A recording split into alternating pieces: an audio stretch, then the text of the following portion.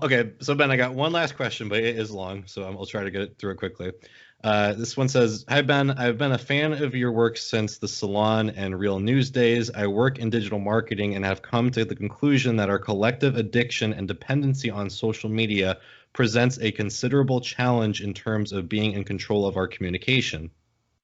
I know you are also critical about social media censorship. Do you see a way out of that predicament? It feels like even if all of their corrupt practices are exposed, social media companies will continue to have a pull on everyone on the left who is looking for exposure.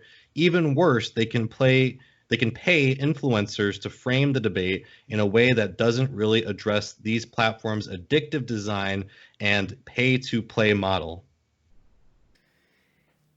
That is the question going forward for the kind of media left, if you will. People on the left who work with alternative media, and that includes people like us who do investigative work, but also citizen journalists who just live tweet in Periscope for fun or to help comrades in the free time. That's equally important work, and it's really concerning to see the total just concentration and monopolization that social media platforms have. It's something I talk about a lot. Unfortunately, I don't have the answer to it. I think it's an answer that we need to figure out kind of as a community. Because look, people will say, well, use Mastodon, use whatever other platform, Minds or whatever. And that's great. I mean, I've made platforms on those websites, but let's be real. The reason you want to use social media for most people, but especially for media, is because a lot of people use it. Now, you and your friends can go on Mastodon and have fun and hang out. That's fine, great. But as a journalist, I want to reach as many people as possible. That's why I use social media. I personally, I would delete my Facebook account if not for the fact that I'm trying to reach people over the Primo Nutmeg Facebook page. That's exactly right. Me too. Facebook is terrifying. Years ago, I stopped posting personal stuff. I mean, it's totalitarian, really, in the sense. And by the way, when we were talking about anarchism and criticism of so-called authoritarian governments, and look, I'm not saying that all these governments were in any way perfect. They certainly had a lot of problems. But the irony is that even the most so-called authoritarian government in the Eastern Bloc still had nothing on the authoritarianism that Western capitalist governments have now under surveillance capitalism, where the U.S., the NSA listens to basically every phone call, captures every single text and communication we have. I mean, that is just like, that is Probably anything that happens near a phone, near any microphone, probably. Even if your phone is off, we now know that, or your computer is off, we know that the NSA and CIA have technology to use your device without you even knowing that it's on to record your conversations. I mean, we're talking about the most kind of totalitarian hellscape you can even imagine. And of course, combined with the most capitalist society in human history. It's not a coincidence those go together. Anyway, the point is that, getting back to this question, I think that what we have to do is, what we're doing now, unfortunately, is kind of find a balance between using the existing social media platforms with all of their problems.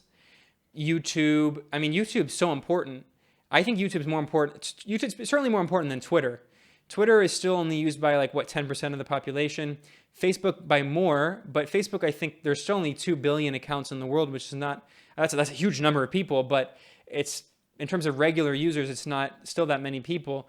And then I think YouTube's the most important, actually. And that's why your channel is important, other channels. That's why we've been trying to grow on YouTube, because it was so dominated until recently by just these right-wing nut jobs and far-right freaks.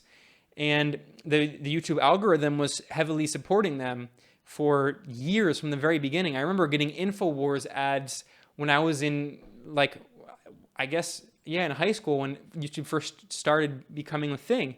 And I remember I was like, who is this weirdo Alex Jones, from the very beginning of YouTube as a platform?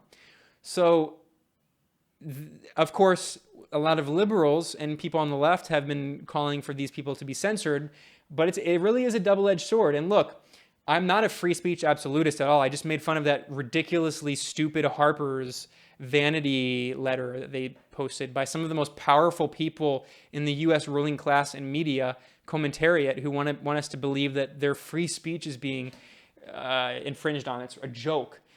I'm not a free speech absolutist, but when it comes to corporations having control over free speech, we do have to realize that it is a very slippery slope, and I actually don't support social media platforms banning InfoWars and these other stupid platforms, as odious as they are, as much as I don't like them. It's not, look, it almost gives them cover to some degree too, right? Because you hear from so many people that conservatives are being attacked, but you never hear about channels like this that are not a right-wing channel, that are the views are being throttled and people are being unsubscribed and whatnot. That's absolutely right. And I'll make a quick analogy here. I remember that there was a debate. I mentioned Glenn Greenwald, whom I respect in many ways. I disagree with him on some issues, of course, but I think he's very solid and he's very principled and he's not an opportunist.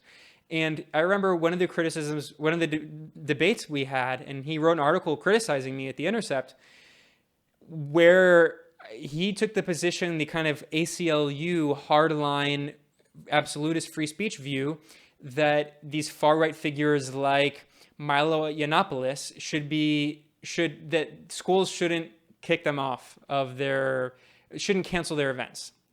I disagree with that. I actually think public universities are a good example of a case where I think it's a good idea to campaign to cancel the events of these far-right goons, these ghouls. They're horrific. Because this is a public institution funded by taxpayers and by tuition dollars. We ostensibly should have some democratic control over it. So, okay, I'm more comfortable giving it some leeway to to police speech. That is not in any way commensurate to a monopoly controlled by a small handful of capitalists. These corporate media platforms they're private tyranny, and they work with the state too. So it's the worst of both worlds. We're already getting the state-backed censorship with the private corporate censorship, the worst of both worlds, which is why I actually support. This is partially the answer to what the question was originally. I think these social media platforms should be public utilities. And as much as I criticize U.S. government censorship and propaganda on these platforms, it's already happening, and it's inevitable because of the power of the U.S. over that's how capitalism works. That's why left libertarians understand why right-wing libertarians are extremely dumb, because the whole point is that corporate power can't exist without support from the state. That's how the only way capitalism can exist is with the state. Exactly, and defends their private property. But the point is that if you nationalized these and nationalized these social media platforms and turn them into public utilities, you're still going to get the problem of government censorship, which is already the problem we have. But because it's a public utility, you at least can exert some democratic grassroots influence on the institution. And at least the idea is to try to democratize it, unlike what it is now, where you have the worst of both worlds with the government censorship, and because it's a private company, they say, well, it's a private company, so we can do whatever we want. We can ban whoever we want. So I think that needs to be part of the campaign. That's my answer. Part of the campaign is moving to democratize these social media platforms, which, by the way, are international. So, public utility is making them a public utility is one solution, but I also think the ideal solution would be make them kind of international property. The only real institutions we have that could do that would maybe be something like the United Nations, which has its own issues. I'm not saying that it's some great, believe me, I have so many criticisms, but the United Nations it kind of has elements of internal democracy despite all their problems. It's an international institution. And Facebook and Twitter and Instagram and YouTube at this point are thoroughly international institutions. So if we're going to make them public utilities, they should be international public utilities. Or at least if they're a government utility, they can be like some kind of confederation of governments. So the idea is to democratize these social media platforms. And that's kind of how the internet works, although the internet is privatized in many ways, especially in the US. So I think we need to start thinking out of the box and have ideas like that in addition to creating new platforms. But again, I'm sorry, Mastodon is not going to solve this problem because like 1 million people use Mastodon.